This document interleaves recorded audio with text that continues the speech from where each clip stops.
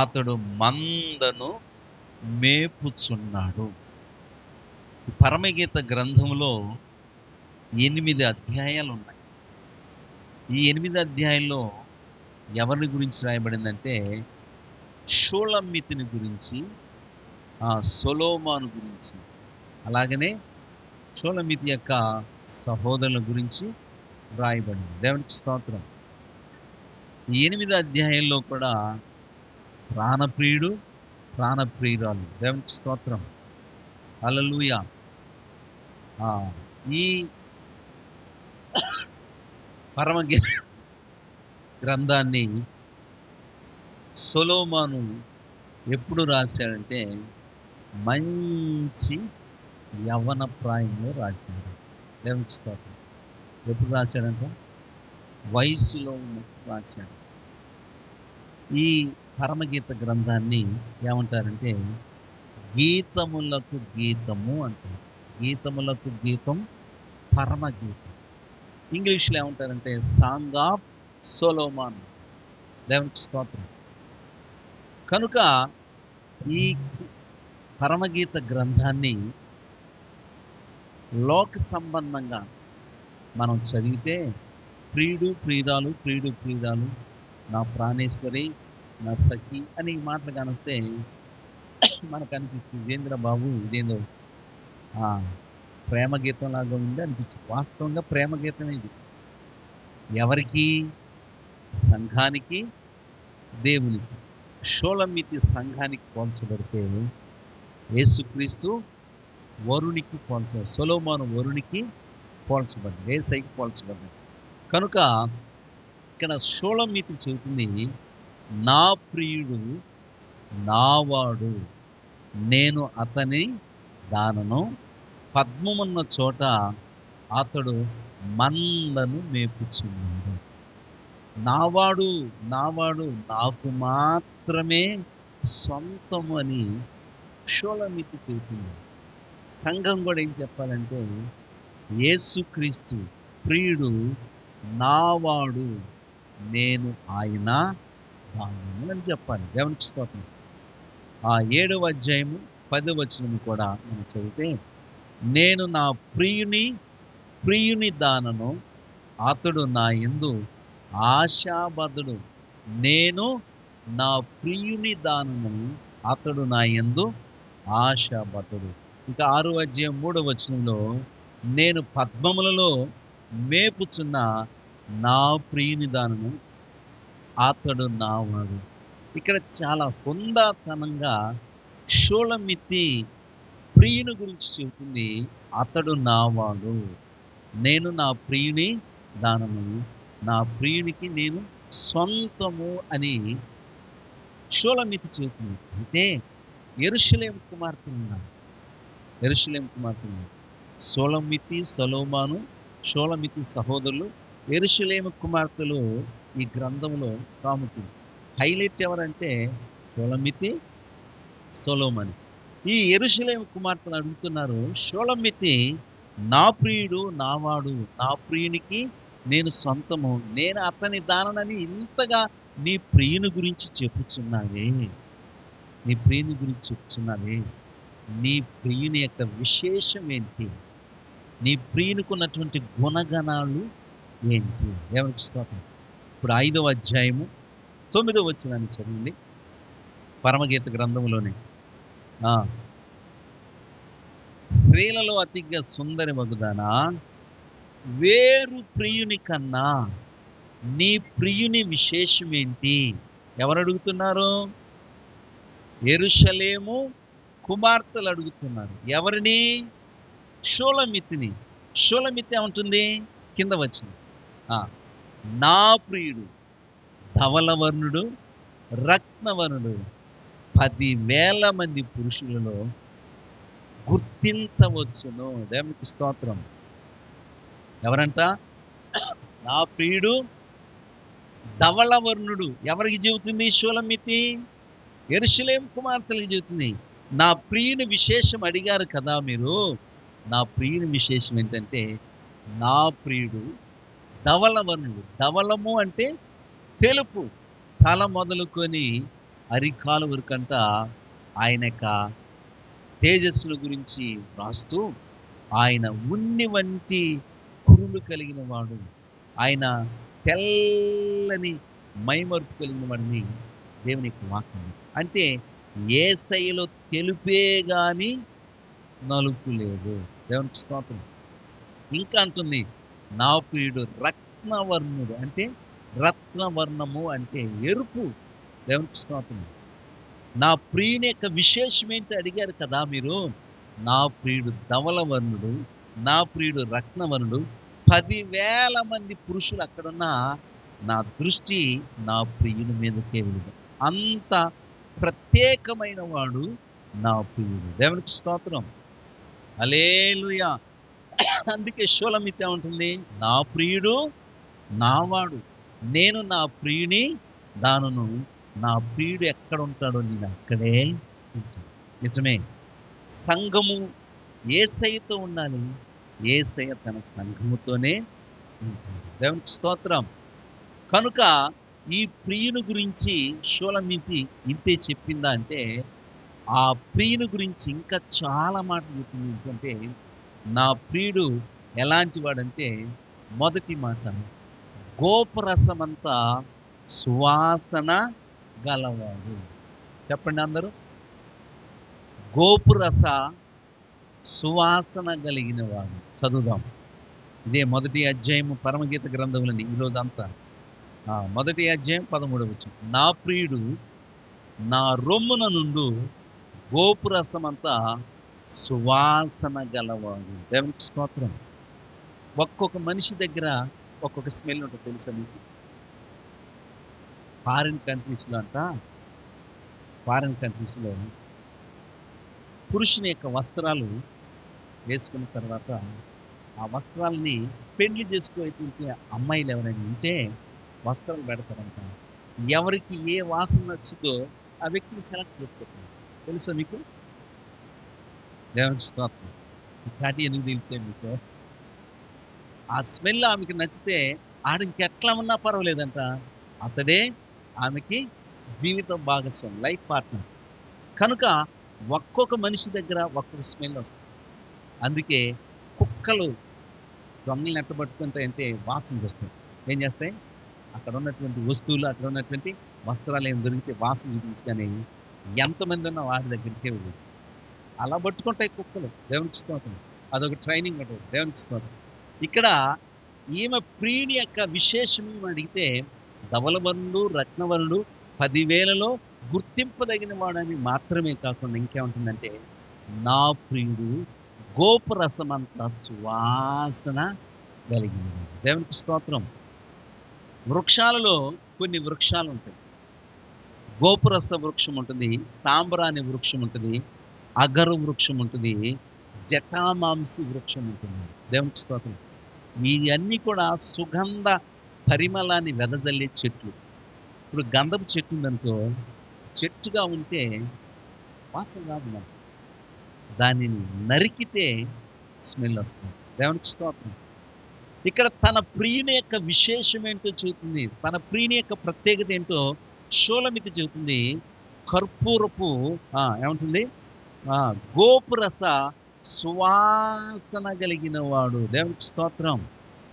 యేసయ్యకి మనం కూడా ఎట్లా ఉండాలంటే సువాసన భరితమైన సంఘముగా ఉండాలి. దేవునికి స్తోత్రం.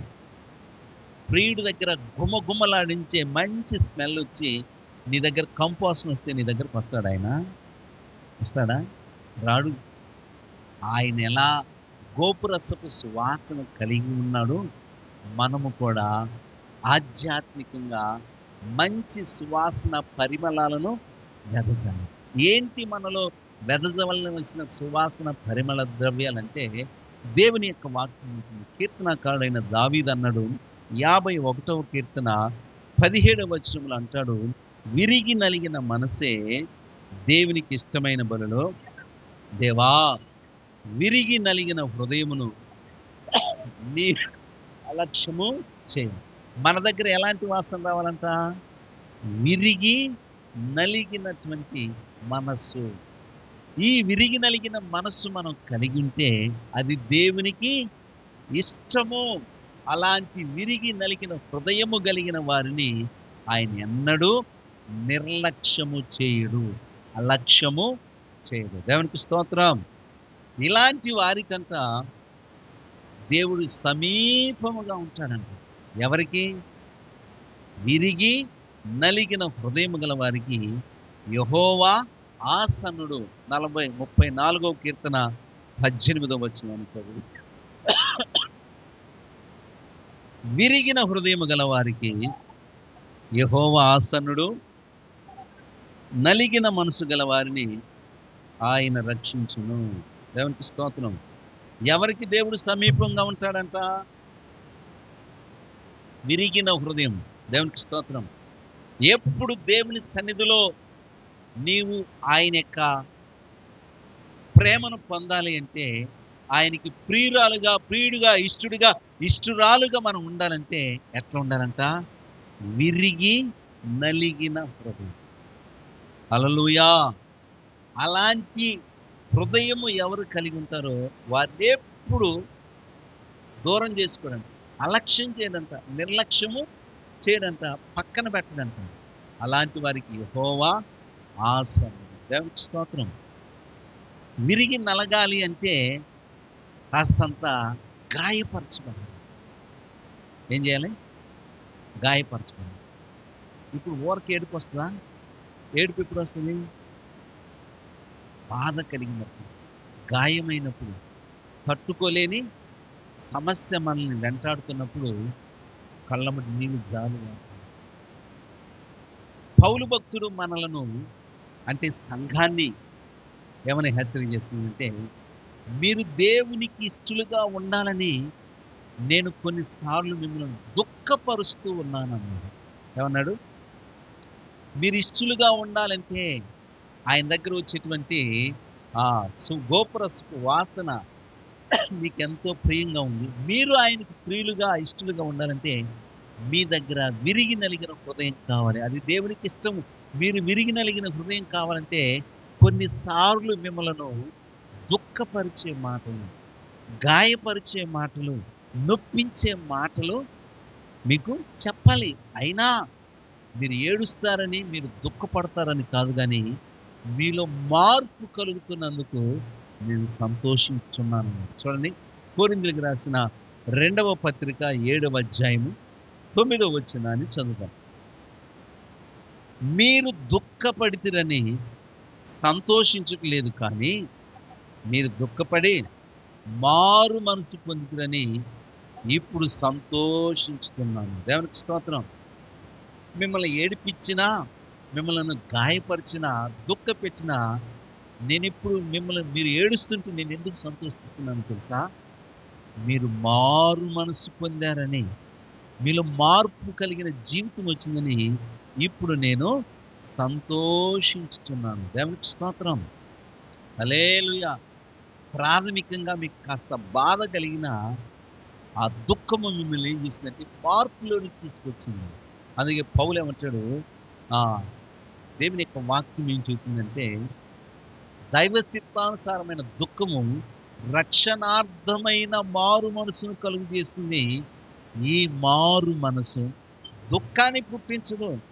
అయితే లోక సంబంధమైన దుఃఖము మరణాన్ని కలుగు చేస్తుంది. పౌలు అంటున్నాడు, మీరు దుఃఖపడ్డా, మీరు బాధపడ్డా, నేను మీ బట్టి అయ్యో ఎందుకు ఈ మాట అన్నాను, ఎందుకు ఇలా ఖచ్చితంగా వాక్యం చెప్పానని నేను బాధపడతలా. మిమ్మల్ని దుఃఖపరచడం వలన కలిగిన మేలేంటంటే మీరు మారు మనసు పొందారు. ఇప్పుడు నేను సంతోషపడుతున్నాను. దేవునికి స్తోత్రం. హల్లెలూయా. ఒకసారి షూనేమీయుల దగ్గరికి ఏలియా వెళ్ళాడు. ఎవరి దగ్గరికి? సారేపతిలో ఉన్నటువంటి స్త్రీ దగ్గరికి ఏలియా వెళ్ళాడు. వెళ్ళి ఏమన్నాడు? వాళ్ళకి ఆహారం ఇవ్వమన్నాడు. ఆమె ఆహారం ఇచ్చేసింది.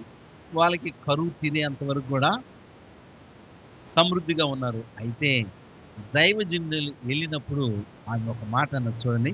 రాజుల మొదటి గ్రంథము 17వ అధ్యాయము 18వ వచనం. ఆమె ఏలియాతో, దైవజనుడా, నా యొద్దకు రా నిమిత్తమేమి నా పాపమును నాకు జ్ఞాపకము చేసి నా కుమారుని చంపుటకై నా యొద్దకు వచ్చితివా అని మనవి చేస్తుంది. అయ్యా, నువ్వేందో మా ఇంటికి వస్తే భోజనం దొరికింది, పిండి వచ్చేసింది, నూనె వచ్చేసింది, ఇక కరువులో మాకేం ఇబ్బంది లేదనుకుంటే, నీవు వచ్చింది నా పాపాలని గుర్తు చేయటానిక, నా కొడుకును చంపటానికి నా యొద్దకు వచ్చితివని ఏలియాని బట్టి సారేపతి విధవరాలు ఏం చేసింది, కాస్తంత నొచ్చుకుంది. దైవ సేవకుడుగా మా ఇంటికి వస్తే మాకేది దీవెన వస్తుంది అనుకున్నావు, కానీ మా పాపాలను మాకు గుర్తు చేసి మమ్మలను బాధ పెట్టడానికి, దుఃఖపరచడానికి, నా కొడుకుని చంపటానికి నీవు మా ఇంటికి వచ్చావని ఆమె గాయపరచబడి, అయినా దైవజనుడు చెప్పాల్సినవన్నీ చెప్పేస్తుంది. దేవునికి స్తోత్రం. కనుక షూలమ్మితి చెబుతుంది, ఏమిటి నీ ప్రియుని విశేషము? నా ప్రియుడు చెప్పండి, గోపరసమంత సువాసన కలిగినవాడు. నా ప్రియుడు ధవళవర్ణుడు, నా ప్రియుడు రత్నవర్ణుడు. దేవునికి స్తోత్రం. నిజమే, యేసయ్య సువాసన భరితమైన జీవితాన్ని జీవించాడు. దేవునికి స్తోత్రం. గంధపు చెట్టు నరికితే సువాసన ఎలా వస్తుందో, మన కోసం ఆయన నరకబడ్డాడు, పొడవబడ్డాడు, చీల్చబడ్డాడు, గాయపరచబడ్డాడు. అప్పుడే ఆయనలో ఉన్న పరిమళత్వము వెదజల్లబడింది. ఆ పరిమళ సువాసనగా నిన్ను నన్ను మార్చాలి అనుకున్నాను. ఎఫెసీయులకు రాసిన పత్రిక 5వ అధ్యాయము 2వ వచనములో, మీరు కూడా క్రీస్తు యొక్క పరిమళత్వాన్ని వెదజల్లాలి అంటాడు. 5వ అధ్యాయము 2వ వచనం, క్రీస్తు మిమ్మల్ని ప్రేమించి పరిమళ వాసనగా ఉండుటకై మన కొరకు తన్ను తాను దేవునికి బలిగాను అర్పించుకొనెను. దేవునికి స్తోత్రం. మనలను సువాసన భరితంగా చేయటం కోసం, మన కోసం ఆయన ఏమయ్యాడంట, బలిగాను అర్పణముగాను అప్పగించుకున్నాడు. అంటే ఒకప్పుడు మనలో ఏముంది, దుర్గంధం ఉంది, చెడ్డ వాసన ఉంది, సారా వాసన ఉంది, సిగరెట్ వాసన ఉంది, ఆకుల వాసన ఉంది, కైనీల వాసన ఉంది, ఇంకా చెప్పండి బూతులు అనే వాసన ఉంది. మన దగ్గరికి వస్తే వాంతి ఎక్కుతుంటే అసహ్యమైనటువంటి జీవితం. ఇప్పుడేమైపోయాం, సువాసనగా మారిపోయాం. దేవునికి స్తోత్రం. ఏమైపోయామమ్మా? ఒకప్పుడు దుర్గంధం. నిజమే. పౌలు అంటాడు ఇదే ఎఫెసీ పత్రికలో 2వ అధ్యాయంలో, ఏమంటాడంటే, పూర్వము మీరు చీకటై ఉండి ఇప్పుడు ప్రభునందు వెలుగై ఉన్నారు. మీరు పూర్వమందు చీకటై ఉండి ఇప్పుడైతే ప్రభునందు వెలుగై ఉన్నారు. హల్లెలూయా. అంటే చీకటి జీవితం, ఇతరులకి భయాన్ని కలిగించే భయానకమైన జీవితాన్ని జీవించాం. ఇప్పుడు ఏమయ్యాము? సువాసనగా మారాము. పరిమళ వాసనను వెదజల్లే వారిగా మారటానికి గల కారణం ఏంటంటే, ఆయన మన కోసము బలిగా అర్పణగా చేయబడ్డాడు కనుక ఆయనలో ఉన్న ఆ పరిమళత్వము, ఆయనలో ఉన్న గోపురసపు వాసన నీలోనికి నాలోనికి వచ్చింది. దేవునికి స్తోత్రం. హల్లెలూయా. 2వ మాట మనం చూస్తే, నా ప్రియుని విశేషం ఏంటో తెలుసా? నా ప్రియుడు యజ్ఞేదిలోని ద్రాక్షవనంలోని కర్పూరపు పూగుత్తులతో సమానుడు. దేవునికి స్తోత్రం. యజ్ఞేది అంటే అర్థం ఏంటంటే దాగుచోటు. దేవునికి స్తోత్రం. ఏంటంట? యజ్ఞేది అంటే దాగుచోటు. నిజమే. ప్రతి మనుషుడు దాగుకోవటానికి, ప్రతి మనుషుడు ఆశ్రయం పొందటానికి ఆయన ప్రత్యేకత కలిగి ఉంది. షూలమ్మితి చెబుతుంది, నా ప్రియుడు యజ్ఞేదిలోని ద్రాక్షవనములో కర్పూరపు పూగుత్తులతో సమానుడు. దేవునికి స్తోత్రం. హల్లెలూయా. ఈ యజ్ఞేది అనేదంట మృత సముద్రానికి సమీపములో ఉండేటువంటి స్థలం. మృత సముద్రానికి సమీపములో ఉండేటువంటి స్థలము కనుక ఈ యజ్ఞేదిలో దాగుచోటు. దావీదుకి కష్టం వచ్చినప్పుడు సౌలు చేత తరమబడుతున్న ఎక్కడికి వెళ్ళాడంటే యజ్ఞేదిలోకి వెళ్ళాడని దేవుని యొక్క వాక్యము తెలియజేస్తుంది. చూడండి, సమూయేలు మొదటి గ్రంథము 23వ అధ్యాయము 29వ వచనాన్ని చదవండి. సమూయేలు మొదటి గ్రంథము 23:9. తరువాత దావీదు అక్కడ నుండి పోయి యజ్ఞేదికి వచ్చి కొండ స్థలములో నివాసము చేయుచుండెను. అంటే దాగుకోవటానికి దావీదికి యజ్ఞేది ఒక దాగు చోటుగా ఉంది. నిజమే, దావీదు కూడా అంటాడు కీర్తన గ్రంథంలో, మోషే రాస్తాడు 91వ కీర్తన, మహోన్నతుని చాటున నివసించువాడే సర్వశక్తుని నీడను విశ్రమించువాడు. అంటే ఆపద కాలంలో, కష్టకాలంలో, కృంగిపోయినప్పుడు ఆయన మనకి దాగు దాగు చోటు. దేవునికి స్తోత్రం, హల్లెలూయా. ఎవరంట? ఆపద కాలంలో మనకి దాగు చోటు. ఫిలిస్తీన్ల చేతిలో తరమబడుతున్నప్పుడు, సౌలు చేతిలో తరమబడుతున్నప్పుడు దావీదు యజ్ఞేదిలోకి వెళ్ళి అక్కడ దాగుకున్నాడని వాక్యం ఉంది. కనుక ఈ లోకంలో నీవు దాగుకోవటానికి నీకు ఆశ్రయం ఎక్కడ లేకపోయినా ప్రియుడైనటువంటి యేసయ్యకు నువ్వు ఆనుకుంటే, ఆయనకి నీవు ప్రియురాలుగా, ఇష్టరాలుగా ఉంటే ఆయన నిన్ను దాగు చోటుగా ఉండి కాపాడుతున్నాడు. దేవునికి స్తోత్రం, హల్లెలూయా. మనము ఎవరికి భయపడాల్సిన పని లేదు, దేని గురించి చింతించాల్సిన అవసరం లేదు. కానీ ఆయన చాటున మనము దాగుకోవటానికి, ఆయన చాటున నివసించటానికి ఇష్టపడాలి. దేవునికి స్తోత్రం. అందుకే పౌలు అంటాడు, ఫిలిప్పీయులకు రాసిన ఫిలిప్పీ పత్రిక 1వ అధ్యాయం 19వ వచనంలో అంటాడు, మరియు నేను ఏ విషయంలో సిగ్గుపడక ఎప్పటి వలనే ఇప్పుడును పూర్ణ ధైర్యముతో బోధించటం వలన నా బ్రతుకు మూలముగానైనా సరే, సావు మూలంగానైనా సరే, క్రీస్తు నా శరీరమందు ఘనపరచబడినని నేను మిగులు అపేక్షించున్న ప్రకారముగా. దేవునికి స్తోత్రం. ఇక్కడ పౌలు ఏం చేస్తున్నాడు? ఏ విషయంలో సిగ్గుపడట్లా. దేవుని చాటున జీవించడానికి సిగ్గుపడాల్సిన అవసరం లేదు. మనమేమో తప్పు చేస్తే సిగ్గుపడాల్సి, తప్పు చేసేవాళ్ళే కాలర్ ఎగరేసి పొందాతనంగా, మేము కాబట్టి హత్య చేసాం, మేము కాబట్టి విచారంగా, మేము కాబట్టి రౌడీజం చేస్తున్నాం, కాలర్ ఎగరేస్తుంటే మనం దేవుని చాటును నివసించడానికి ఎందుకు సిగ్గుపడాలి? మహోన్నతుని చాటున నివసిస్తే ఆయన ద్వారా నీకు ఆశ్రయము కలుగుతుంది. 32వ కీర్తన 7వ వచనాన్ని మనం చదువుదాం. చూడండి, నా దాగు చోటు నీవే, శ్రమలో నుండి నీవు నన్ను రక్షించేది. దేవునికి స్తోత్రం. మనకి దాగు చోటు ఏదంట? దేవుడే. దావీదు అంటున్నాడు, నా దాగు చోటు నీవే, శ్రమలో నుండి నీవు నన్ను రక్షిస్తావు. మీకు శ్రమ వచ్చినప్పుడు ఎవరి చాటుకు వెళ్ళాలి? దేవుని చాటుకు వెళ్ళాలి, యజ్ఞేదికి వెళ్ళాలి. అక్కడ ఆయన దాగు చోటుగా ఉండి నిన్ను సంరక్షిస్తాడు, నిన్ను కాపాడుతాడు.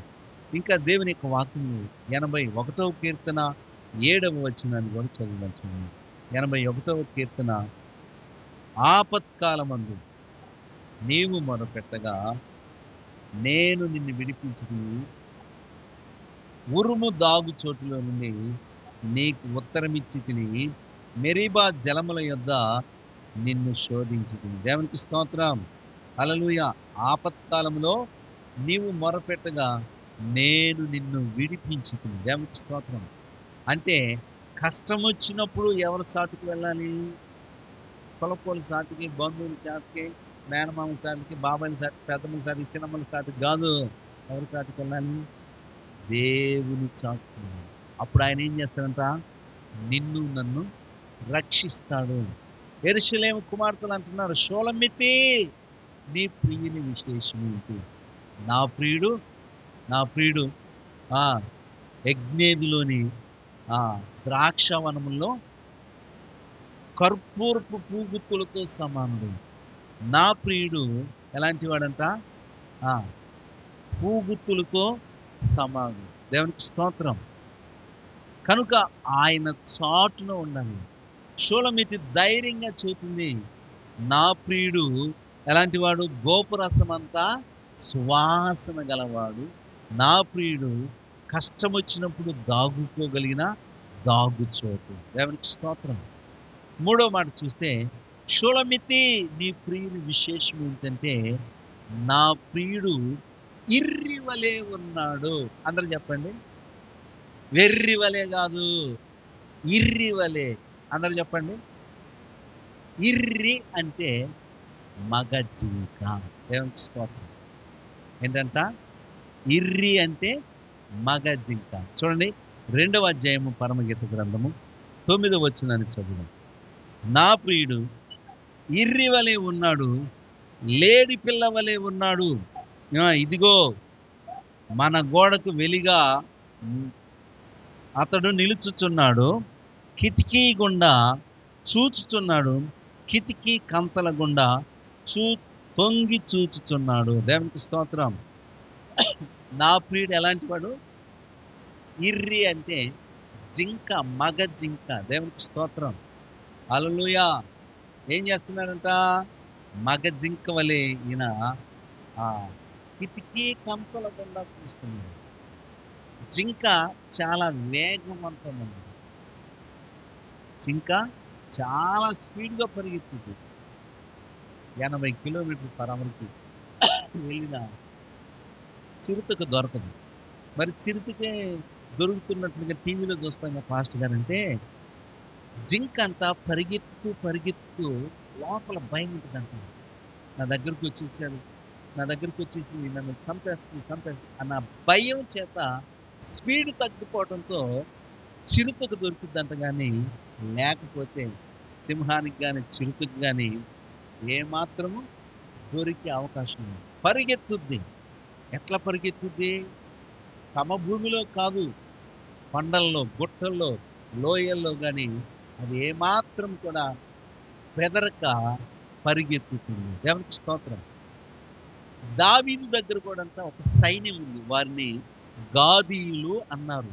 వీరంతా జింకలంతా వేగము కలిగిన వారని దేవుని యొక్క వాక్యం చెబుతుంది. దినవృత్తాంతాల మొదటి గ్రంథము 12వ అధ్యాయము 8వ వచనాన్ని చదువుదాం. దినవృత్తాంతాల మొదటి గ్రంథము 12వ అధ్యాయము 8వ వచనం. మరియు గాదీలలో పరాక్రమశాలులు కొందరు అరణ్యమందు దాగి ఉండగా దావీదు వద్ద చేరి, వీరు డాలును ఈటెను వాడుక చేయగల యుద్ధ ప్రావీణులు, సింహము ముఖము వంటి ముఖములు గలవారును, కొండలలో నుండి జింకలంత పాద వేగము గలవారు. ఎవరు వీరు? దావీదు దగ్గర గాదీలు అనేటువంటి ఒక గోత్రపు వారు. వీరంతా పరాక్రమశాలులంట, ఆ యుద్ధ ప్రావీణులంట, ఈటెను వాడగలిగిన వారంట, సింహము ముఖం వంటి వారు. వీరు కొండలంటే ఇట్లా సిమెంట్ రోడ్ వేసి ఉంటుందా, లేకుంటే ఫ్లాట్గా ఉంటుందా, ఎట్లుంటాయి? ఎగుడు దిగుడుగా ఉంటుంది. ఇలాంటి చోట కూడా అంట జింకలు వేగంగా పరిగెత్తుతాయంట.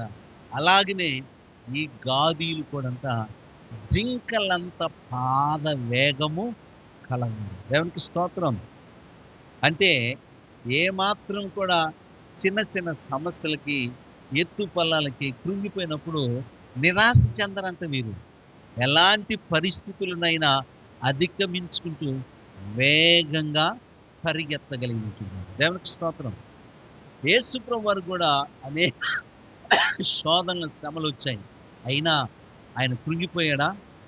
శ్రమలలో కూడా ఆయన ఏం చేశాడంటే బహుగా ఆనందించాడు. చూడండి, లూకా సువార్త 10వ అధ్యాయము 21వ వచనంలో, ఆ గడియలోని యేసు పరిశుద్ధాత్మ యందు బహుగా ఆనందించి, తండ్రి, ఆకాశమునకు భూమికి నీ ప్రభువా అని దేవుని స్తుతించాడు. ఆయన ఎప్పుడు కృంగిపోలా. ఎలాంటి పరిస్థితులు ఎదురైనా తన ఆత్మీయ వేగాన్ని ప్రభు తగ్గించలా. బహుగా శ్రమలలో సంతోషిస్తుంది, ఆనందించగలుగుతున్నాడు. ఈనాడు చాలామంది చిన్న చిన్న సమస్యలు రాగానే ఆధ్యాత్మిక జీవితంలో స్పీడ్ తగ్గిపోతుంది. ఆత్మీయ జీవితంలో బలహీనులైపోతున్నారు. దేవుని వాక్యం చెబుతుంది, గాదీయులు జింకలంత వేగము కలిగిన పాదములో వేగము గలవారు. దేవునికి స్తోత్రం. హల్లెలూయా. వాళ్ళ ముఖాలు ఎట్లా ఉంటాయంట? సింహపు ముఖాలుగా ఉంటాయంట. వాళ్ళు ఈచెను ఇంకా ఆ డాలును వాడుక చేయగలిగిన యుద్ధ ప్రావీణులు. దేవునికి స్తోత్రం. యుద్ధం అంటే నీళ్ళ చెల్లాటం అంట. దేవునికి స్తోత్రం. నా ప్రియుడు ఎలాంటి వాడంటే ఇర్రివలే ఉన్నాడు. జింకలాగా పరిగెత్తగలిగిన వాడు. ఎలాంటి పరిస్థితులనైనా అధిగమించగలిగిన వాడు నా ప్రియుడు. దేవునికి స్తోత్రం. అందుకే కీర్తనాకారుడైన దావీదు కూడా అంటాడు, నా కాళ్ళను లేడి కాళ్ళ వలె చేశాడు. 18వ కీర్తన 33వ వచనము. ఆయన నా కాళ్ళను జింక కాళ్ళ వలె చేసి ఉన్నాడు, ఎత్తైన స్థలముల మీద నన్ను నిలుపుచున్నాడు. దేవునికి స్తోత్రం. హల్లెలూయా. నా కాళ్ళను లేడి కాళ్ళగా చేసి ఎత్తైన స్థలములో శక్తితో నిలిపి, నా కాళ్ళను లేడి కాళ్ళగా చేసి ఎత్తైన స్థలములో శక్తితో నిలిపి, రక్షణ కేడం నాకు రక్షణ కేడము నాకందించి, అక్షయముగా తన పక్షము నిలిచి, యెహోవా నా బలమా, యథార్థమైనది నీ మార్గమైనది నీ మార్గం. యెహోవా యెహోవా జీవము గల దేవా, బహుగా స్తుతులకు అర్హుడ నీవే. యెహోవా జీవము గల దేవా, బహుగా స్తుతులకు అర్హుడ నీవే. అన్యజనులలో ధాన్యత చూపుచు, అన్యజనులలో ధాన్యత చూపుచు, హల్లెలూయా స్తుతిగానం చేసేద, హల్లెలూయా స్తుతిగానం చేసేద. యెహోవా నా బలమా, యథార్థమైనది నీ మార్గం, పరిపూర్ణమైన నీ మార్గం. యెహోవా. హల్లెలూయా. ఎవరంట? నా ప్రియుడు ఇర్రివలే ఉన్నాడంటే మగ జింక. ఎలాంటి పరిస్థితుల్లోనైనా వేగంగా పరిగెత్తగలిగిన వాడు. నా ప్రభువులో కృంగిపోయే పరిస్థితులు ఉండవు. నా ప్రియుని యొక్క విశేషం అదని సోలమితి తన ప్రియుని గురించి చెప్పింది. మనకి ఏదన్నా నష్టం కలిగిందనుకోండి, కాదని వస్తాను, ఇంట్లో ఎవరికైనా ఏదైనా జరగడానికి జరిగి జైల్లో ఉన్నారు, హాస్పిటల్లో ఉన్నారు, లేకుంటే చనిపోయారు అనుకోండి, ఇంకేం దేవుళ్ళే అమ్మ, ఇంకేం ఆయన మా పిల్లడు చచ్చిపోయాడు, నాకెంత నష్టం కలిగింది, 1 ఇల్లు పోయింది అప్పుడు, ఇంకేం దేవుడు. కానీ ఒక ఆయన హబక్కూకు గ్రంథం 3వ అధ్యాయం 18వ వచనాన్ని చదువుదాం. 17వ వచనం నుండి చదువుదాం. చూడండి. అంజూరపు చెట్లు పోయికుండినను, ద్రాక్ష చెట్లు ఫలింపకపోయినను, ఒలివ చెట్లు కాపు లేక ఉండినను, చేనులోని పైరు పంట రాకపోయినను, గొర్రెలో దొడ్లో లేకపోయినను, శాలలో పశువులు లేకపోయినను, నేను యెహోవా యందు ఆనందించదను, నా రక్షణకర్త అయిన నా దేవుని యందు నేను సంతోషించదను. ప్రభువగు యెహోవాయే నాకు బలము, ఆయన నా కాళ్ళను. ఏ కాళ్ళంటమ్మా? ఏ కాళ్ళమ్మా? లేడి కాళ్ళకు పరిగెత్తుతున్నారు మీరు. జరగరాంది ఏదన్నా జరిగితే ఊహించండి ఏదైనా జరిగితే ఇంకేం దేవుడు, ఇంకేం ప్రార్థన, ఇంకేం భక్తి, ఇంకా చాలే చేసిన వరకు అని బలహీనమవుతున్నాను. జింక ఎటువంటి పరిస్థితుల్లోనైనా కొండల్లోనూ అరణ్యంలోనూ వేగంగా పరిగెత్తగలుగుతుంది. నా ప్రియుడు ఇర్రివలే ఉన్నాడు, జింక వలె పరిగెత్తగలుగుతున్నాడు. ఇక్కడ హబక్కుకు ప్రవక్తకి నష్టం మీద నష్టం, నష్టం మీద నష్టం కలిగింది. ఆయన కృంగిపోయాడా? దేవుడు లేడు గీవుడు లేడు అన్నాడా? ఏమన్నా చూడండి, ఆయనకి ఏం నష్టం కలిగింది? ఒకటి, అంజూరపు చెట్లు పూయలేదంట. 2 ద్రాక్ష చెట్లు ఫలించలేదు. 3వది ఒలీవ చెట్లకి కాపే లేదు. చేనులో పంట ఇంటికే రాలేదు. గొర్రెల దొడ్లో లేకపోయినా, పశువులు శాలల్లో లేకపోయినా నేను దేవుని అందే ఆనందిస్తాను. మీరు ఆనందిస్తారా? మీరు చర్చి మానుకుంటారా? నాకు ఒకటి అర్థం కావట్లేదు, మరి అది కరెక్టో కాదో నేను నిన్ను సమాధానం చెప్తాను. కుటుంబంలో ఎవరైనా చచ్చిపోతే దినమయ్యేదాన్ని ప్రార్థన. ఇదేం అలవాటు? 3 రోజు ప్రార్థన పెడతారు, సత్యం సేవలు తీసుకొని చర్చిలు పెట్టి ప్రార్థన చేపిస్తారు, కానీ చర్చికి రారు. ఇదేం అలవాటు నాకు అర్థం కావట్లా. అదేంటి ఈ దుఃఖ దినాలు కదా? ఒక్క దినానైతే ఏం దుఃఖిస్తున్నావా? బాగా తింటున్నాను, తిరుగుతున్నారుగా, అన్ని పనులు చేసుకుంటున్నారుగా, మందిరానికి రాకూడదు అంటూ ఎవడికి మైల? రక్షణ లేనివాడికి మైల. రక్షింపబడి నీకేం మైల? దేవునికి స్తోత్రం. చెబుతా ఇది కూడా చెబుతా, మొహమాట లేకుండా చెప్పేస్తా ఏదో ఒక రోజు. దేవునికి స్తోత్రం. హల్లెలూయా. అసలు మనకేంటండి, మనకు ఆ రోజు సమాధి దగ్గరికి వెళ్ళొచ్చి భూస్థాపన చేసేసి శుభ్రంగా స్నానం చేసి 2 రోజుల నుండి యథావిధిగా దైవ కార్యక్రమంలో మన కార్యక్రమం ముందుకు వెళ్ళాలి. అంత గుళ్ళోకి రాదు. శవాన్ని తీసుకొచ్చి మందిరంలో ప్రార్థన చేయొచ్చంట. 3 రోజు పాస్టర్ గారు ప్రార్థన కట్టవచ్చంట, కానీ గుడికి రాకూడదు. ఎక్కడెక్కడ సిద్ధాంతాలు పెడుతున్నారండి. అదేమంటే దుఃఖ దినాలు సరుకుతున్నాం పాస్టర్ గారు. మరి దావీదు ఏం చేశాడు? కుమారుడు చచ్చిపోగానే ఏం చేశాడు? లేచి స్నానం చేసి తైలం పూసుకొని వేరు వస్త్రాలు ధరించి భోజనం చేసేసి దేవుని సన్నిధికి వెళ్ళి ప్రభువుని స్తుతించాడు. వాక్యం విని మందలి అంతేనే పాపల మొక్కడు. సేవకులుగా కొన్ని మాటలు చెబుతుంటే బాధ కలుగుతుంది వాళ్ళు, కానీ చెప్పాలి తప్పదు. దేవునికి స్తోత్రం. ఇక్కడ ఈయనకి ఎన్ని నష్టాలు కలిగాయి?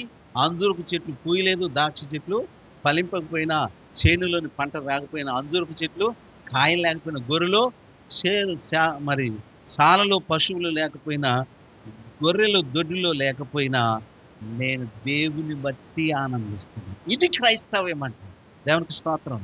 ఆచారంగా చేసేది క్రైస్తవ్యం కానే కాదు.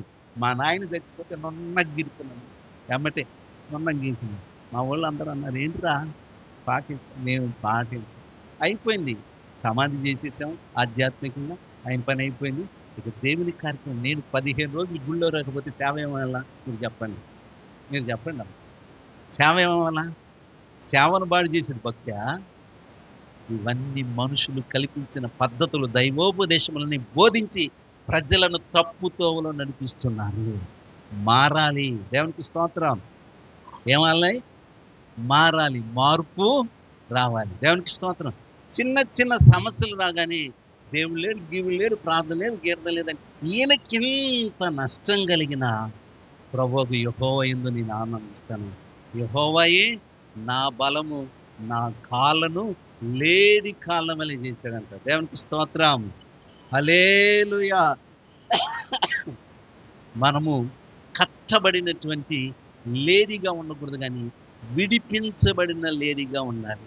ఆదికాండ గ్రంథము 49వ అధ్యాయము 21వ వచనంలో చదివితే యాకోబు కుమారులలో ఒకడైన నప్తాలిని గురించి అక్కడ రాయబడింది. నప్తాలి విడువబడిన లేడి, అతడు ఇంపైన మాటలు పలుకును. దేవునికి స్తోత్రం.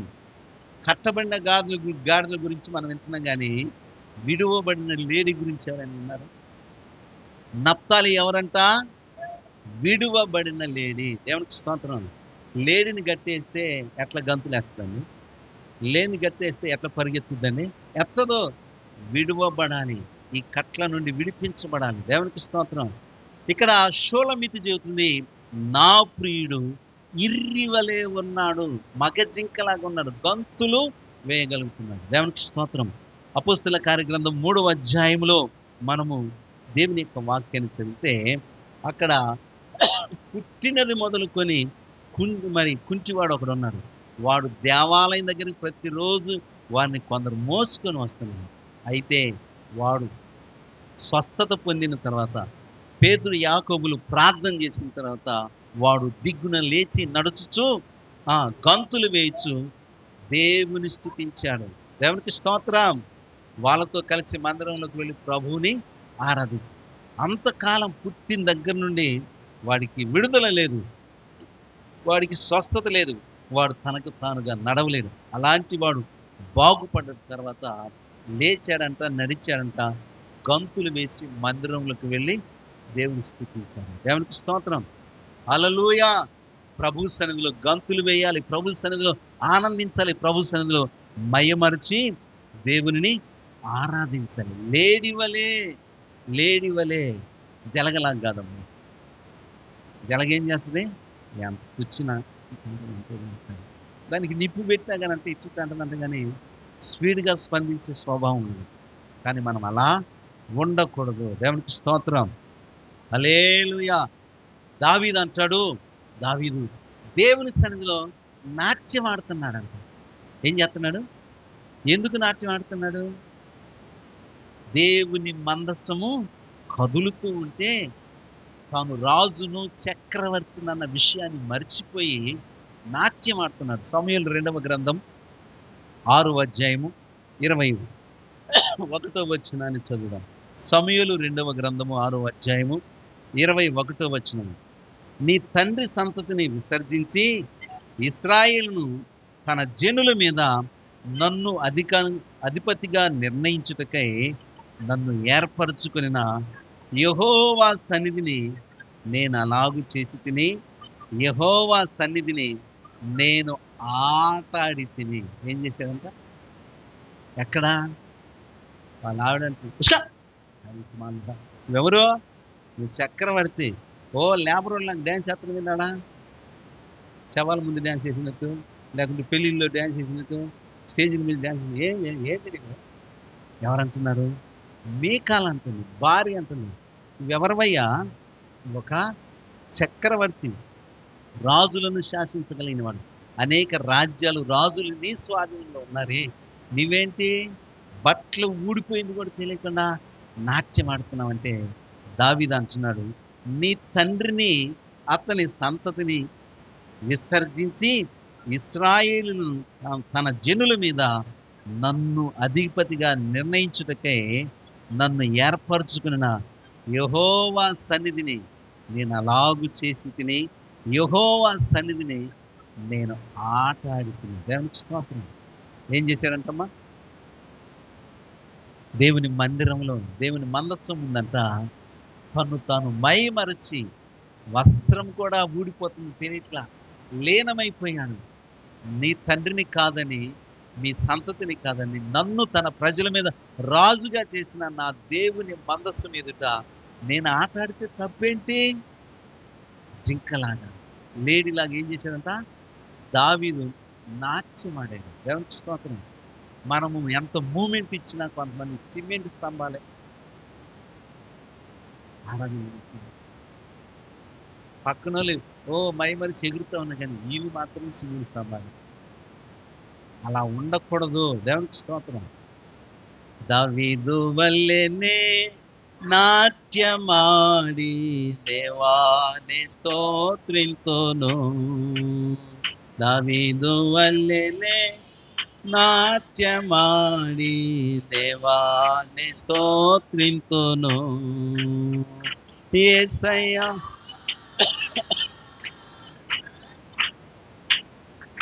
యేసయ్యా స్తోత్రము. హల్లెలూయా. పాట పాడినప్పుడు పాటకు తగ్గట్టు కన్నా కాస్త మూమెంట్ ఇవ్వాలి కదా. నాట్యం ఆడి అన్నీ చప్పలు కొడుతున్నాను. నాట్యం ఆటల నోట్లో నాట్యం ఉంది కానీ బాడీలో నాట్యం లేదు కదా. లేడీ ఏం చేస్తాంట? గంతులు వేస్తుంది. మీరు మలాకి గ్రంథంలోకి వెళితే అక్కడ ఒక చక్కని మాట రాయబడింది. నీతి సూర్యుడు ఎవరి మీదైతే ఉదయిస్తారో 4వ అధ్యాయము 2వ వచనం, నా నామమందు భయభక్తులు కలిగిన మీకు నీతి సూర్యుడు ఉదయించును, అతని రెక్కల కింద ఆరోగ్యము కలుగుచేను గనుక మీరు బయలుదేరి క్రొవ్విన దూడలు గంతులు వేయినట్లు. అది దేవునికి స్తోత్రం. హల్లెలూయా.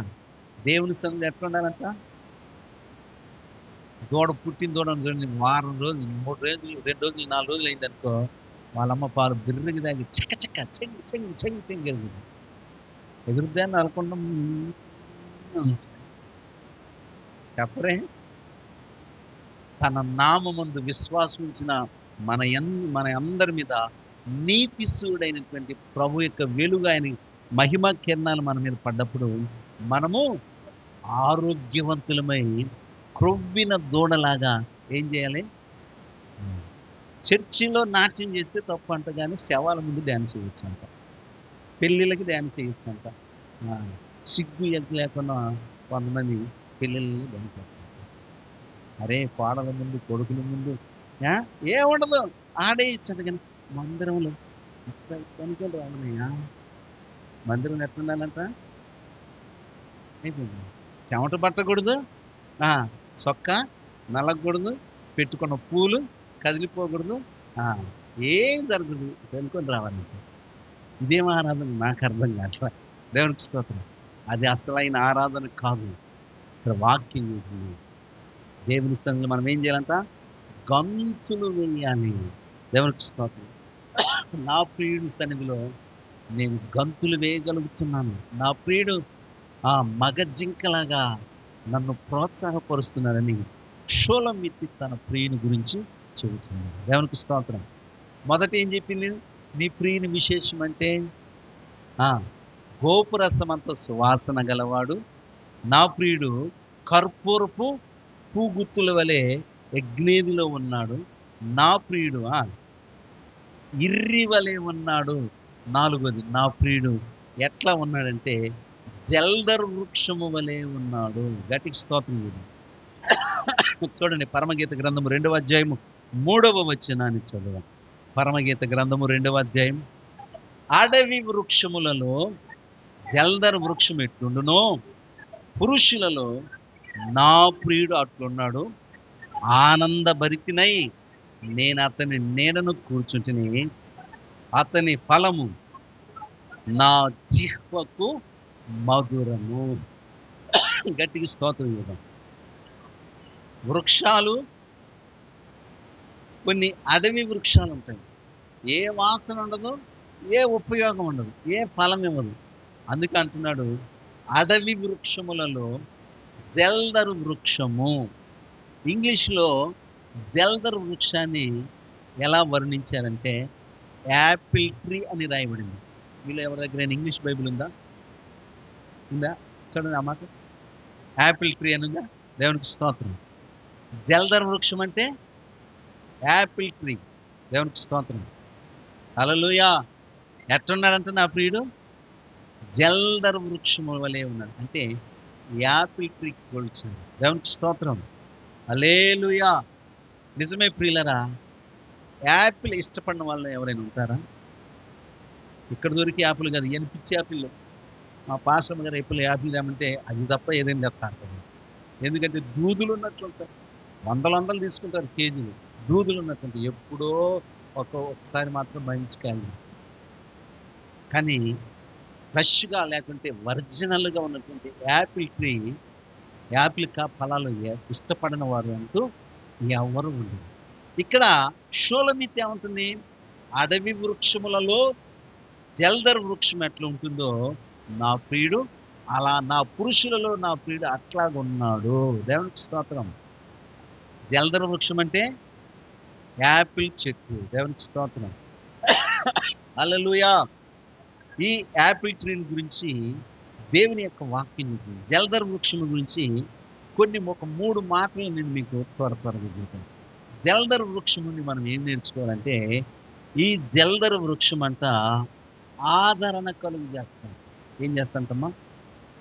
ఆదరణ కలుగు చేస్తుంది. 94వ కీర్తన 19వ వచనాన్ని చదువుదాం. కీర్తనల గ్రంథము 94. విచారములు హెచ్చగా నీ గొప్ప ఆదరణ నా ప్రాణమునకు నెమ్మది కలుగ చేయుచున్నది. పరమగీత గ్రంథం 2వ అధ్యాయం 5వ వచనములో, ప్రేమాతిశయము చేత నేను మూర్ఛిల్లుచున్నాను, ద్రాక్ష పండ్ల అడలు పెట్టి నన్ను బలపరచును. ఈ జల్దరి ఏ పండ్లు? దేవునికి స్తోత్రం. జల్దరు పండ్లు పెట్టి నన్ను ఆదరించు. మూర్ఛిల్లిన వారికి బలాన్ని, శక్తిని కలుగు చేస్తుందంట యాపిల్ యొక్క ఫలం. దేవునికి స్తోత్రం. యాపిల్ అంటే జల్దర వృక్షం. దేవునికి స్తోత్రం. ఈ జల్దర వృక్షం వలంట మనుషులకు ఆదరణ కలుగుతుందంట. ఏం కలుగుతుంది? ఆదరణ. దేవునికి స్తోత్రం. అంటే నా ప్రియుడు జల్దరు వృక్షములాగా నన్ను ఆదరించుచున్నాడు. రెండవది, నా ప్రియుడు జల్దరు వృక్షములే సువాసనను వెదజల్లుచున్నాడు. దేవుని యొక్క వాక్యం పరమగీత గ్రంథం 7వ అధ్యాయము 8వ వచనాన్ని చూద్దాం. 7వ అధ్యాయము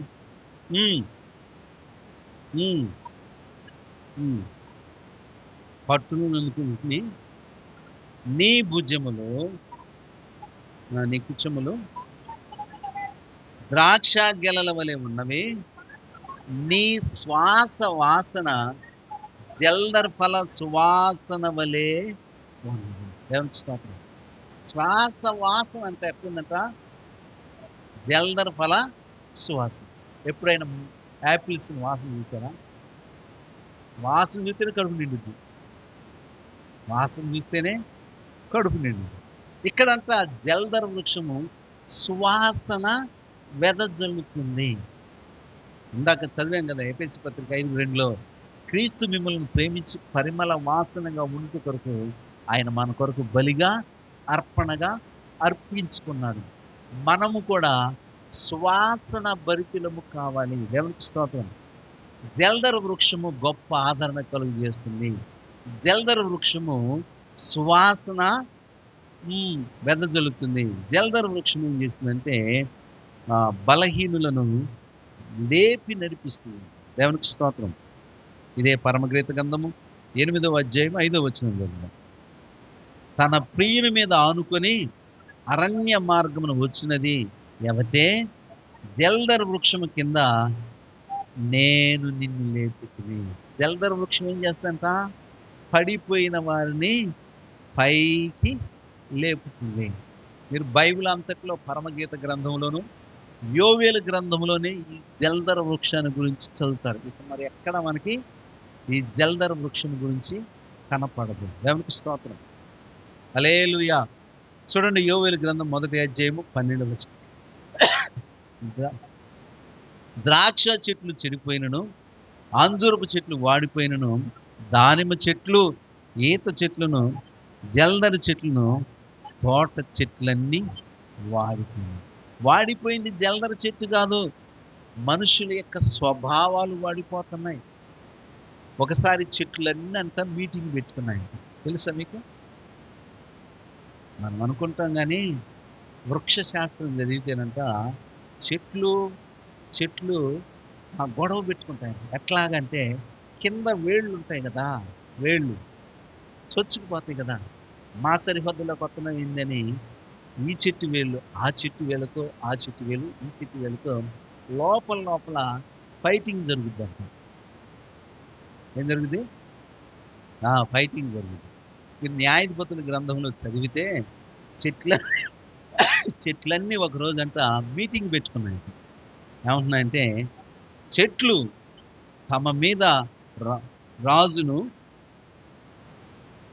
ఒకరిని అభిషేకించుకున్న వలనని మనసు కలిగి బయలుదేరి మమ్మును ఏలమని ఒలీవ చెట్టును అడుగగా, ఒలీవ చెట్టు దేవునిని మానవులను దేని వలన నరులు సన్మానించుదురో ఆ నా తైలమును ఇక మాని చెట్ల మీద రాజునై ఉండి ఇటు అటు ఊగుటకు నేను వచ్చేదనా అని. తర్వాత ఇంకొక చెట్టు దగ్గరికి వెళ్ళాం. చదువు.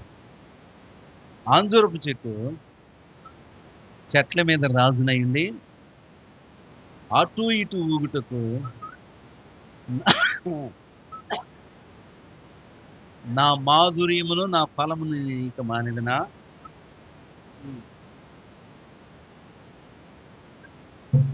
ఏలుమని ద్రాక్షవల్లిని అడుగుగా ద్రాక్షవల్లి దేవుణ్ణి మానవులను సంతోషపెట్టు నా ద్రాక్షరసం నీకు మాని చెట్ల మీద రాజుగా ఉండి ఇటు అటు ఊగుటకు నేను వచ్చేదనా అని వాటితో అనెను. అప్పుడు చెట్లన్నీ కూడా నీవు వచ్చి ఆ మమ్మును ఏలమని ఎవరికి చెబుతున్నాయంట? మొండలకు. ఏమంటే ఎవరైనా మొండ్ల చెట్టు కింద కూర్చుంటారా? ఈ ద్రాక్ష చెట్టు, అంజూరపు చెట్టు, ఒలివ చెట్టు మాకొద్దమ్మ, ఈ పెత్తనాలు వద్దే వద్దు. పెత్తనాలు చేసే వాళ్ళంతా ముళ్ళు అంటమ్మా, ముళ్ళ కంపులు అంటుంది. ఇక వెళ్తే కూర్చడమే పని. ముళ్ళ దగ్గరికి వెళ్తే ఊరుకుంటాం. ఇప్పుడు నాగజీవుడు చెట్లు ఉంటాయి, బ్రహ్మజీవుడు, నాగజీవుడు ఉంటాయి. వాటికి ఎర్రని కాయలు కాదు. వాటిని పట్టుకుంటే చాలు ముళ్ళు పటాలను కూర్చేస్తాం, కూర్చుకుపోతాం. ముళ్ళ చెట్ల కింద ఎవరైనా పక్కేసుకుని చేరేసుకొని కూర్చుంటాడా? పట్టబరుచుకొని కూర్చుంటాడా? ఆడికి వెళ్తే కస కస కస గుచ్చుకుంటాడు. ఈ ముళ్ళ చెట్లని అడుగుతున్నాయంట, నీవైనా మా మీద రాజుగా ఉంటానంటే మీరు అడగకపోయినా నేను రాజుగా ఖచ్చితంగా చేస్తాను. ఒకవేళ నన్ను రాజుగా కాదని మీరు ఇంకెవరినైనా నిర్ణయించుకుంటే నాలో నుండి అగ్ని బయలుదేరి మిమ్మల్ని కాల్చివేస్తుంది. దేవునికి స్తోత్రం. చూసారా? దేవుని యొక్క వాక్యం చెప్పింది. ఇక్కడంట ఏ చెట్లు వాడిపోయాయి? ద్రాక్ష చెట్లు వాడిపోయాయి, అంజూరు చెట్లు వాడిపోయాయి, దానిమ్మ చెట్లు వాడిపోయాయి, చెట్లన్నీ వాడిపోయాయి. జల్దరి చెట్టు వాడిపోలా. అంటే జల్దరి యొక్క స్వభావము, ఆదరించే స్వభావం ఉంది, సువాసన కలిగిన స్వభావం ఉంది. పడిపోయిన వారిని పైకి లేవు. ఇవన్నీ కూడా నా ప్రియునిలో ఉన్నాయి అని షోలమిత్తి చెబుతుంది. దేవునికి స్తోత్రం. నా ప్రియుడు ఎలాంటి వాడు? జల్దరు వృక్షము వలె ఉన్నాడు. దేవునికి స్తోత్రం. అందుకే నా ప్రియుడు నావాడు, నేను నా ప్రియుని దానము. దేవునికి స్తోత్రం. హల్లెలూయా. కనుక షోలమిత్తిలాగా మనము ప్రియుడైన యేసయ్యను గురించి చక్కగా వర్ణించి ఆయనలో ఉన్నటువంటి ఆధ్యాత్మికమైనటువంటి అనుభూతులను అనుభవించి ఆయన గురించి నీ ప్రియుని విశేషం ఏంటి అని అడిగితే వర్ణించగలిగినటువంటి స్థితి మనకు ఉండాలి. దేవునికి స్తోత్రం. హల్లెలూయా.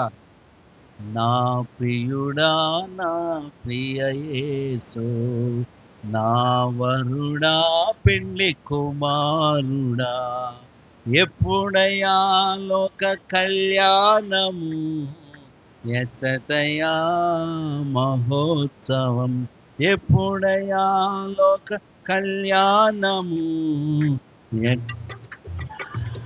మహోత్సవం, మధ్యాకాశన మహిమలో కానన, మధ్యాకాశన మహిమలో కానన, నా ప్రియుడ, నా ప్రియ యేసు, నా వరుడా, పెండ్లి కుమారుడా. హల్లెలూయా. ఎంత చక్కగా జీవితుందో యెరూషలేము కుమార్తెలకి షూలమితి. నా ప్రియుడు ధవలవర్ణుడు, రత్నవర్ణుడు, 10,000 మంది పురుషుల్లో ఇచ్చే గుర్తుపట్టగలుగుతుంది. నా ప్రియుడు ఎలాంటి వాడంట? గోపురసమంతా సువాసన కలిగిన.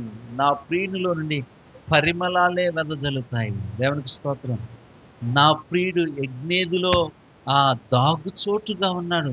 ఆపద వస్తే ఆయన చాటుకు వెళితే ఆదరించేవాడిగా ఉన్నాడు. దేవునికి స్తోత్రం. నా ప్రియుడు జింకలాగా ఉన్నాడు. గంతులు వేసే అనుభవం ఆయనతో ఉంటే నా ప్రియుడు జల్దరు వృక్షము వలె. దేవునికి స్తోత్రం. ఆ ప్రియుడైన యేసయ్యను మనం కలిగి ఉండటం మన భాగ్యం. దేవునికి స్తోత్రం. తన ప్రియుని గురించి సంపూర్ణ అవగాహన కలిగి ఉంది కనుకనే షూలమితి చెప్పగలుగుతుంది. మరి యేసయ్యను ఆరాధిస్తున్నావు, యేసయ్యను స్తుతిస్తున్నావు, ఆయన బిడ్డగా బ్రతుకుతున్నావు, ఆయన గురించి నీకేం తెలుసు చెప్పగలవా?